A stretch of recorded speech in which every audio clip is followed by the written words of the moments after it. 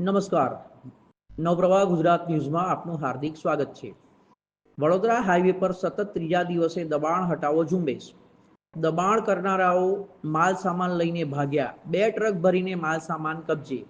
વડોદરા નજીકના અમદાવાદ મુંબઈ હાઈવે પર જામવા નજીક અવારનવાર ટ્રાફિક જામ સર્જાવાના કારણે વાહનોની લાંબી કતારો લાગતી હોવાના કારણે તંત્ર એક્શનમાં આવ્યું.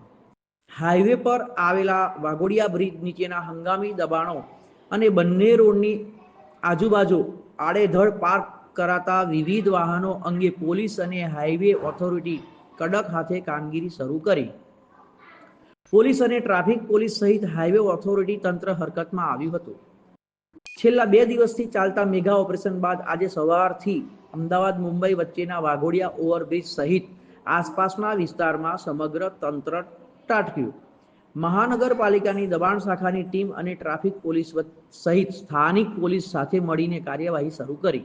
આજરોજ વાઘોડિયા ચોકડી પાસે જે દબાણો વધી રહ્યા હતા, વાઘોડિયા ચોકડી પાસે જે બ્રિજ છે તે બ્રિજની નીચેના દબાણો અને જે બ્રિજની ચારે બાજુ જે 4 ખૂણાઓ છે તે ખૂણા ઉપરના જે દબાણો, લારી ગલ્લા અને એ તમામને ખસેડવા માટે નેશનલ હાઈવે ઓથોરિટી દ્વારા જે અભિયાન ચાલુ કરવામાં આવ્યું છે તેમાં લોકલ પોલીસ સ્ટેશનના, કપુડા પોલીસ સ્ટેશનના માણસો તથા બાપત પોલીસ સ્ટેશનના માણસો એ હાજર રહીને આજે દબાણ હટાવવાની કામગીરી કરી રહ્યા છે.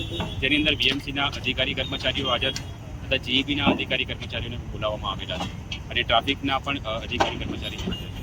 તમામે દબાણ હટાવવાની કામગીરીની સાથે સાથે આ જે ટ્રાફિકની સમસ્યા છે તેને દૂર કરવા માટે રસ્તા કઈ રીતે પહોળા કરી શકીએ, કયા જીઈબીના ટુકડાને આપણે ખસેડી શકીએ, તે તમામ વિશે ચર્ચા વિચારણા કરીને તે બાબતે સૂચનો પણ આજે આપવામાં આવે છે.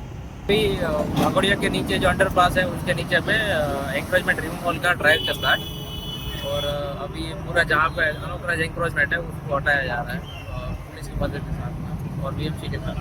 कौन कौन सी टीमें हैं साथ में? अभी बीएमसी की टीम है और पुलिस की भी टीम है. सीपी साहब ने दिया हुआ है.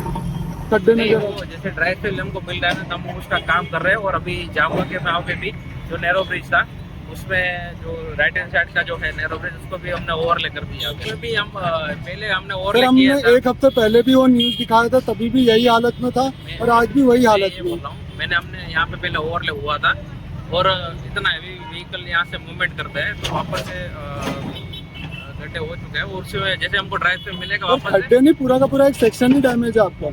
मैं वही तो बोल रहा हूँ कि हमने वहाँ पे उसमें मिलिंग करके हमने ओवरले किया था. वापस से ड्राइव पे मिलेगा हमको, फिर से हम ओवरले करने वाले हैं.